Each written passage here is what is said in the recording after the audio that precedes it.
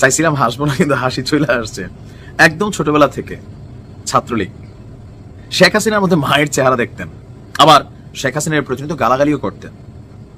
বুঝতে পারছেন, একসময় ওনার নামের সাথে বিকাশ একটা ট্যাগ ছিল, পরবর্তী সময় রাজনীতির বিবর্তনে সেই বিকাশ ট্যাগটা সরে গিয়া তারেকের উপর পড়ছে আবার এখন। হ্যাঁ, তো বুঝতে পারছেন, আমরা ভিপি নুরুল হক নূর সম্মান দিয়ে বলতে চাই, ভিপি নুরুল হক নূর ভাই এমন এক জায়গায় পাঙ্গা নিছে, যে স্ট্যাটাস দিছে, আমি হাসতেছি যে পরবর্তী সময় গোলাম মাওলা রনিরে যেমন গোলাম ময়লা রনি বানাই ফেলছিল সাংবাদিক ইলিয়াস, তারপরে হচ্ছে মানে যারে ধরে তার তো গোষ্ঠী সহ উদ্ধার করে, এটা মোটামুটি অনলাইনে সবাই জানা আছে।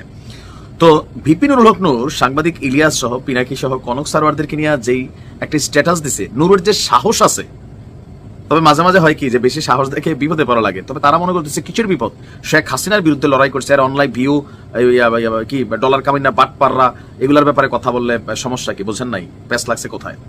মাত্র আমি যখন নিউজটি করছি 5 ঘন্টা আগে ভিপি নুরুল হক নূর একটা পোস্ট করছেন, এখন তো হাসিনা বা লীগ ক্ষমতায় না, তো তোমাদের এত দেশপ্রেম, তোমরা দেশে আসো না কেন বিপ্লবী ভিউ ব্যবসায়ী বাটপাররা। কথাগুলো কারে বলছে বুঝতেই পারছেন। আচ্ছা, আমরা জীবনের ঝুঁকি নিয়ে রাজপথের সংগ্রামে থেকেছি, কারাবরণ করেছি, আর তোমরা গোয়েন্দা সংস্থার সাথে আপোষ করে নিরাপদে দেশ থেকে বিদেশে গিয়ে রাজনৈতিক আশ্রয় নিয়ে ভিডিও বানাচ্ছ, ভিউকে কাজে লাগিয়ে চটকদার কথা বলে ফেসবুক ইউটিউব থেকে ডলারও কামিয়েছ, আবার বিভিন্ন মানুষ থেকে অর্থও নিয়েছ। এত দেশপ্রেম, সততা আর বীরত্ব থাকলে দেশে আসো, ধান্দাবাজি পরিহার করে দেশের পরিবর্তনে কাজ করো। অনেকটা শেখ হাসিনা বলতেন, আরে বেটা দেশে আয়, আসবে নুরু ভাই, এরা কিন্তু আসবে। এখন সাংবাদিক ইলিয়াস আবার নুরুর এই পোস্টের সাথে পাল্টা আরেকটা পোস্ট করেছেন। আমরা যদি একটু দেখি যে সাংবাদিক ইলিয়াস কিভাবে জবাব দিয়েছেন, তবে আমার ধারণা এটা তার প্রাথমিক জবাব, পুরো জবাব দেয় নাই। নুরুর এই পোস্টের ঠিক 2 ঘন্টা পর ইলিয়াস আবার পোস্ট দিয়েছেন যে ভিপি নুরুল হক তার বাহিনী লেলিয়ে দিয়েও তার রাগ কমেনি। একটু আগে পোস্ট করেছেন, আমরা এখনো বিদেশে পালিয়ে কেন নূর ভাই, আমরা বিদেশে কারণ টাকা কামায়ে আপনাকে বিকাশ করব।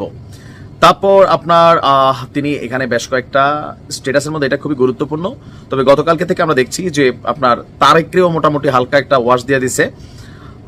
তো কি লিখছে তারেক, তোমার বিকাশ ব্যবসা বন্ধ করে দেবে কিন্তু ছোট ভাই। নূরের সাথে বিকাশের টাকা ভাগাভাগি নিয়ে গণ অধিকার পরিষদ থেকে বের হইছ, নতুন করে রাজনীতির নামে প্রবাসীদের কাছ থেকে ধান্দাবাজির যে ব্যবসা চালাচ্ছ তাও কিন্তু শাটডাউন হয়ে যাবে। 2টা পোস্ট করলে পরদিন আর আশপাশে লোক পাবা না। কচু ক্ষেতের ভাতা খাও, সমস্যা নাই, কিন্তু বাপ দাদা ভুলে যেও না।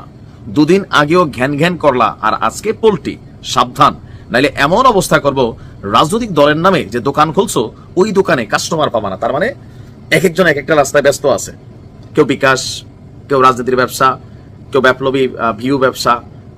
মানে আসলে কি হচ্ছেটা কি, এই দেশটাতে মিল কেমনে হবে? আওয়ামী লীগের সময় এরা সবাই একটা মিত্র শ্রেণী ছিল, এখন আস্তে আস্তে আপনি দেখেন প্রত্যেকের মধ্যে বিভাজন, বিভেদ।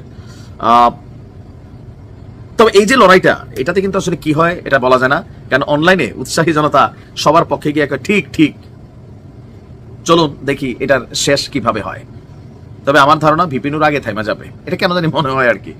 বাট তারপরে বলা যায় না, বিপ্লবী চেতনা আসছে ভিতরে, সেখানে হয়তো আরো কন্টিনিউ সাংবাদিক ইলিয়াসের সাথে লড়াইটা চালাই যেতে পারে, অথবা পিনাকিদার সাথে, অথবা কনক সারোয়ারের সাথে। ভালো থাকো।